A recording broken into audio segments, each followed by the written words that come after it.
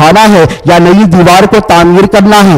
تو یہ ایک چھوٹا سا کم سن بچہ بھی جانتا ہے کہ جب آپ کسی لیبر کے پاس جاؤ گے, کسی وانڈرر کے پاس جاؤ گے, تو وہ ایک بات طے ہوگی کہ اتنے اسکوائر فٹ کی دیوار ہے, اتنی اس کی ہائٹ اٹھانی ہے, جو میٹیریل ہوگا وہ ہم تمہیں فراہم کر دیں گے, سیمنٹ ہم تمہیں دے دیں گے, برکس ہم تمہیں دے دیں گے, سینڈ ہم تمہیں دے دیں گے, سارے سامان ہم تمہیں فراہم کر دیں گے. تو لیبر کہے گا ٹھیک ہے, میسن کہے گا ٹھیک ہے, ہم چلے آتے ہیں. وہ اپنے گروپ کے ساتھ آئے گا اور اپنا کام کر دے گا, لیکن کام سے آنے سے پہلے اس کی اجرت طے کی جائے گی, اس کی اجرت طے کی جائے گی. وہ کہے گا اتنے اسکوائر فٹ کی دیوار ہے, ٹھیک ہے, اتنا ٹائم لگے گا, اٹھا دوں گا, تمہیں مجھے اتنے پیسے دینے ہوں گے. ہے کہ نہیں یہ طریقہ؟ اب یہ بات طے ہو جائے گی, وہ لیبر آ جائے گا اور آ کر ساری کی ساری دیوار اٹھا دے گا, وہ ساری تعمیر مکمل کر دے گا. اب جب اجرت دینے کی بات آئے گی تو اگر کوئی وعدے کا پکا ہو, اپنے قول کا سچا ہو اور اپنے وعدے سے, اپنے کہی ہوئی بات سے نہ پھرتا ہو, الغرض مسلمان کی سچی پہچان بتائی گئی ہو, اگر سچا مسلمان ہو, اللہ کا خوف رکھتا ہو, اللہ کے رسول کا خوف رکھتا ہو, اور حقائق کو جانتا ہو, اور حق و باطل میں فرق کرتا ہو, اور سچ و بغاوت میں فرق کرتا ہو, اس کا کام یہ ہوگا کہ جیسے ہی کام مکمل ہو گیا وہ اسے اجرت, اس کا معاوضہ اسے دے دے گا. یہ صحیح طریقہ ہوگا.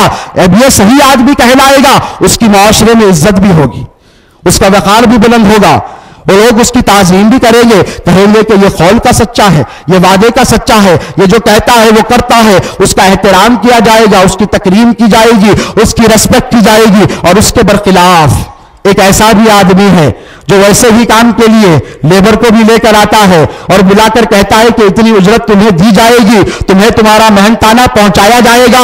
اور جب کام مکمل ہو جاتا ہے اور جب اجرت دینے کی بات آتی ہے تو کہنے لگتا ہے نہیں جاؤ, میں تمہیں پیسہ نہیں دیتا, جاؤ میں تمہیں اجرت نہیں دیتا, جاؤ میں تمہیں محنتانہ نہیں دیتا. تو کسی ذی علم, کسی پڑھے لکھے کو اس شخص کے تعلق سے فیصلہ کرنا نہ پڑے گا, بلکہ راہ چلتا ہوا ایک چھوٹا بچہ بھی کہے گا یہ غدار ہے, یہ بے وفا ہے, یہ وعدے کے خلاف کرتا ہے, یہ مسلمان نہیں ہو سکتا.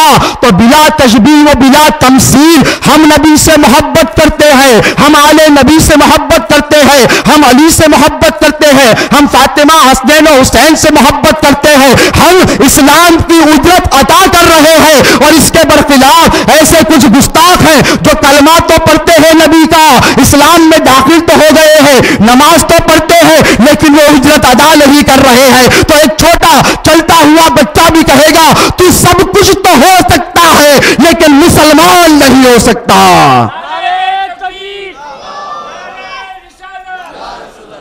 کیونکہ تم نماز بھی پڑھ رہا ہے, روزہ بھی رکھ رہا ہے, حج کو بھی جا رہا ہے, زکات بھی ادا کر رہا ہے, لیکن جو اجر رسالت اللہ جل مجدہ نے قرآن میں تم پر واجب فرض قرار دی ہے تو اس کو ادا نہیں کرتا, تو تیری نماز بھی قبول نہ ہوگی, تیرا روزہ بھی قبول نہ ہوگا, تیرا حج و زکات بھی قبول نہ کی جائے گی. اور اس کے برخلاف الحمدللہ ثم الحمدللہ ہم اہل سنت ہیں, نبی پاک علیہ الصلوۃ والسلام سے محبت کرنے والے ہیں, آل رسول سے محبت رکھنے والے ہیں. ہماری نمازیں بھی قبول ہے, ہمارے روزے بھی قبول ہے, ہمارا حج بھی قبول ہے, ہماری زکات بھی قبول ہے, ہمارے صدقات بھی قبول ہے, ہمارے سارے کے سارے اعمال قبول ہے. کیونکہ کسوٹی ہے آل رسول کی محبت. اگر یہ محبت ہو تو سارے کے سارے اعمال قبول ہوں گے, اور آل رسول کی محبت نہ ہو تو سارے کے سارے اعمال دھرے کے دھرے رہ جائیں گے.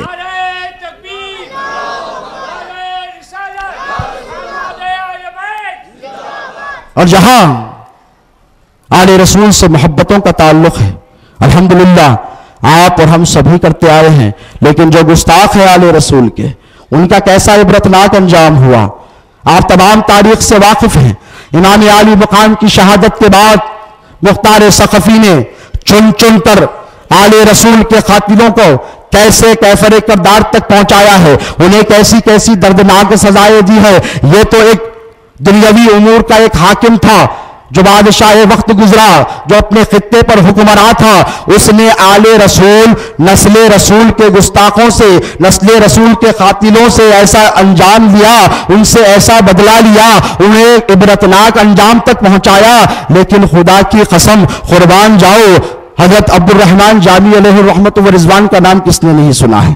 حضرت جامی جنہیں عاشق رسول کے لقب سے یاد کیا جاتا ہے، اپنی مشہور معرکۃ الآراء کتاب شواہد النبوہ میں آل رسول کی شان اقدس میں اور مولا علی شیر خدا مشکل کشا کے گستاخوں کے تعلق سے ایک ایسی روایت لکھتے ہیں کہ اگر جسے تم سن لو، جسے تم پڑھ لو تو تمہارا ضمیر ہل جائے گا، تم دہل کے رہ جاؤ گے۔ شواہد النبوہ میں آل رسول اور مولا کائنات کے گستاخ کا ایک تذکرہ حضرت عبد الرحمن جامی رحمت اللہ تعالی علیہ نقل فرماتے ہیں، لکھتے ہیں کتاب میں کہ کسی زمانے میں ایک بڑا ہی پارسا اور نیک شخص گزرا تھا۔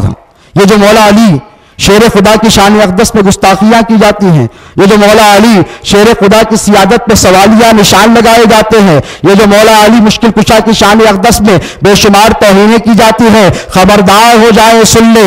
شواہد نبوہ میں یہ واقعہ تحریر کرتے ہوئے حضرت عبد الرحمن جامی لکھتے ہیں کہ کسی زمانے میں کسی محلے میں کسی شہر میں ایک بڑا ہی نیک متقی پرہیزگار شخص رہا کرتا تھا۔ وہ بڑا ہی زاہد تھا، بڑا ہی عابد تھا، نماز کا پابند تھا، احکامات رسول کا پابند تھا، نبی کی سنتوں پر عمل کرنے والا تھا۔ وہ اپنے گھر کے میں رہتا تھا، جس محلے میں رہتا تھا اس کے پڑوس میں ایک شخص بھی رہا کرتا تھا جو بڑا مالدار تھا، بڑا دولت مند تھا، بڑا توانا تھا، بڑا لہیم و شہیم تھا، الغرض بڑا غرور اور متکبر والا تھا، تکبر رکھنے والا تھا۔ اور اس کا ایک خاصیت تھی کہ ہمیشہ وہ حضور مولا کائنات شیر خدا مشکل کشا کی شان اقدس میں گستاخیاں کرتا تھا، امام حسن کی شان والد کی شان میں گستاخی کرتا تھا، امام حسین کے والد ماجد کی شان اقدس میں گستاخیاں کرتا رہتا تھا۔ یہ شخص چونکہ غریب تھا، متقی تو تھا لیکن غریب تھا، زاہد تو تھا لیکن غریب تھا، عابد تو تھا لیکن غریب تھا، وفادار مصطفیٰ تو تھا لیکن غریب تھا، عاشق اہل بیت مصطفیٰ تو تھا لیکن غریب تھا۔ اس شخص کا مقابلہ نہ کر سکتا تھا جو مولا علی کی شان میں گستاخیاں کرتا تھا، انہیں گالیاں دیتا تھا۔ یہ دل ہی دل میں برا تو ضرور مانتا تھا، یہی سوچتا رہتا تھا کہ اس شخص کو کیسے روکا جائے۔ ایک رات یہ شخص سو گیا، ایک رات یہ شخص سو گیا، یہ جیسے ہی سویا اس کا مقدر جاگا، خواب میں دیکھتا ہے کہ حشر کا میدان برپا ہے، ہزاروں لاکھوں کروڑوں کھربوں لوگ ہیں، اور اس شخص کو شدت سے پیاس ستانے لگی، بڑی شدت سے اس شخص کو پیاس ستانے لگی۔ دیکھتا ہے کہ جمع غفیر ہے لوگوں کا، اور ہر طرف سے پیاس پیاس کی آوازیں بلند ہو رہی ہیں، لوگ پریشان و حیران ہیں، کوئی یہاں بھاگ رہا ہے، کوئی وہاں بھاگ رہا ہے۔ چونکہ یہ وفادار مصطفیٰ تھا اور جانتا تھا کہ نبی جامع کوثر سرفراز فرمانے والے ہیں، جانتا تھا کہ مصطفیٰ نے وعدہ کیا ہے کہ جب قیامت میں میری امت کو پیاس ستائے گی، ارے وہ نبی جس کا نواسا کربلا میں پیاسا شہید کیا گیا ہو، وہ نبی نے وعدہ کیا ہے کہ محشر میں میری امت کو جب پیاس ستائے گی تو میں میری امت کو جامع کوثر سرفراز کر دوں گا۔ اپنے خانوادے کو تک گوارا کر لیا کہ حسین پیاسا شہید کیا جائے، علی اکبر پیاسا شہید ہو جائے، علی اصغر پیاسا شہید ہو جائے، قاسم پیاسا شہید ہو جائے، حضرت عباس پیاسے شہید ہو جائے، لیکن اپنی امت کی پیاس کو مصطفیٰ نے گوارا نہیں کیا۔ فرمایا قیامت میں جب میری امت پیاس سے تڑپے گی تو مجھے حوض کوثر عطا کیا جائے گا، اور اپنے ہاتھوں سے اپنی امت کو جامع کوثر عطا فرماؤں گا۔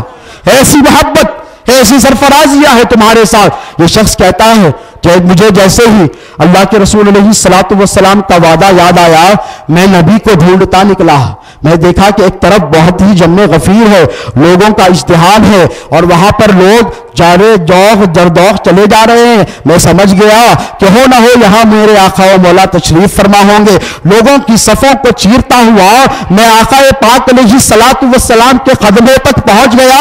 آقا نے مجھے آتا دیکھا تو مجھے جامع کوثر سرفراز فرمایا۔ آقا نے اپنا ہاتھ بڑھایا، میں نے اپنا دست بڑھایا، آقا آقا کا دست قدرت ادھر ہے، میرا ہاتھ ادھر ہے، اب چاہتا تھا پیاس کی شدت سے تڑپ رہا ہوں. توجہ مسلمانوں، میرے آقا کے دیوانوں، اہل بیت اطہار کے وفاداروں، یہ شخص کہتا ہے کہ میں نے جیسے ہی اپنا ہاتھ جام کوثر لینے کے لیے اللہ کے رسول علیہ السلام کے قریب بڑھایا، قریب تھا کہ میں جام کوثر کو لے لوں، امام حسن نے جو ایک طرف نبی کے ٹھہرے تھے اور امام حسین جو دوسری طرف مصطفیٰ کے ٹھہرے تھے، امام حسن نے یہ شخص کہتا ہے کہ میرے ہاتھ کو جھٹک دیا، میرے ہاتھ کو جھٹک دیا. میں گزار ہوا یا رسول اللہ، آپ پر میرے ماں باپ قربان ہو، میں تو آپ کا وفادار ہوں، آپ کے حکامات کی پابندی بھی کرتا تھا، آل رسول سے بے پناہ محبت بھی رکھتا تھا. اے اللہ کے رسول، آپ کے شہزادے حسن مجھے جام کوثر پینے نہیں دیتے، پیاس کے مارے میری جان جا رہی ہے. آقا نے پوچھا اے حسن، اے میرے شہزادے، اے میرے دل کے چین، اس شخص کو تم پانی پینے کیوں نہیں دیتے؟ امام حسن نے فرمایا یا رسول اللہ، یہ شخص کے پڑوس میں ایک شخص رہتا ہے جو میرے بابا علی کی شان میں گستاخی کرتا ہے، جو میرے علی کی شان اقدس میں گستاخیاں کرتا ہے، جو آپ کے داماد کی شان اقدس میں گستاخیاں کرتا ہے، جو میری ماں کے خاوند کی شان میں گستاخیاں کرتا ہے، اس شخص کے پڑوس میں رہتا ہے اور یہ شخص کچھ نہیں کرتا. آقا نے اس شخص سے توجہ کی اور پوچھا کیا یہ سچ ہے کہ تیرے پڑوس میں ایک شخص رہتا ہے جو میرے علی کو گالی دیتا ہے، جو میرے علی کی شان میں گستاخی کرتا ہے؟ یہ شخص کہنے لگا یا رسول اللہ، صاحبزادے نے بالکل سچ کہا، شہزادے نے بالکل سچ کہا، ہاں میرے پڑوس میں ایک شخص رہتا ہے جو مولا علی مشکل کشا کی شان میں اقدس میں گستاخیاں کرتا ہے. تو اللہ کے رسول نے پوچھا تو کیا کرتا ہے؟ تو کہنے لگا یا رسول اللہ، وہ دولت مند ہے، میں غریب ہوں، وہ طاقتور ہے، میں کمزور ہوں، اس کا میرا کیا مقابلہ ہو، میں کچھ نہیں کر سکتا. تو شواہد النبوہ میں تحریر ہے کہ جیسے ہی آقا نے سنا کہ اس شخص نے کہا میں کچھ نہیں کر سکتا، تو اللہ کے رسول علیہ السلام نے اس شخص کے ہاتھوں میں ایک خنجر سونپا، ایک خنجر دیا اور کہا اے فلاں ابن فلاں، جا اس شخص کا قتل کر دے جو میرے علی کی شان میں گستاخی کرتا ہے. وہ شخص کہتا ہے کہ وہ خنجر لے کر میں آیا اور عالم رویا ہی میں نے علی کے گستاخ کا قتل کر دیا، میں نے علی کے گستاخ کا قتل کر دیا. اور پھر لوٹ کر حوض کوثر پہ پہنچا تو جیسے ہی مجھے آتا ہوا دیکھا، امام حسن مسکرانے لگے، امام حسین مسکرانے لگے. آقا پاک علیہ السلام نے تبسم فرمایا. اب پوچھا اللہ کے رسول نے کیا کیا؟ تو کہنے لگا یا رسول اللہ، میں نے آپ کے علی کے گستاخ کا قتل کر دیا.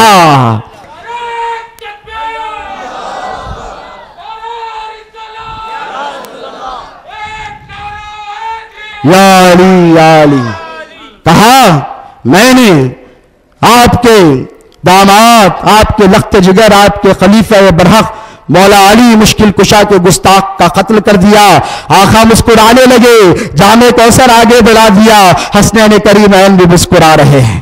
تو یہ عبرتناک انجام حضور مولا کائنات مشکل کشا کے گستاخوں کا ہوتا ہے. بات یہی ختم نہیں ہوئی، یہ سچا وفادار تھا.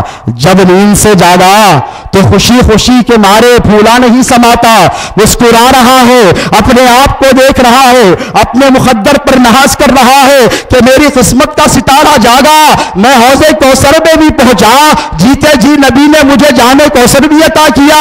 صرف نبی کو ہی نہ دیکھا بلکہ ساتھ میں شہزادوں کے دیدار سے بھی مشرف ہوا ہوں. اپنے بخت پر ناز کر رہا ہے، اپنے مقدر پر ناز کر رہا ہے. اسی اثنا بستی میں اس نے کچھ شور سنا، لوگوں کی آوازیں سنی، باہر جھانک کر دیکھا تو ایک مجمع کھڑا ہوا ہے. پہنچا، باہر جا کے نکل کر دیکھا کہ آخر ماجرا کیا ہے، دریافت تو کر لوں. تو دیکھا کہ افسران شاہی، پولیس آفیسرز کی ایک اچھی خاصی تعداد اس کے محلے میں جمع ہے. ذرا توجہ کی تو حیرت کی انتہا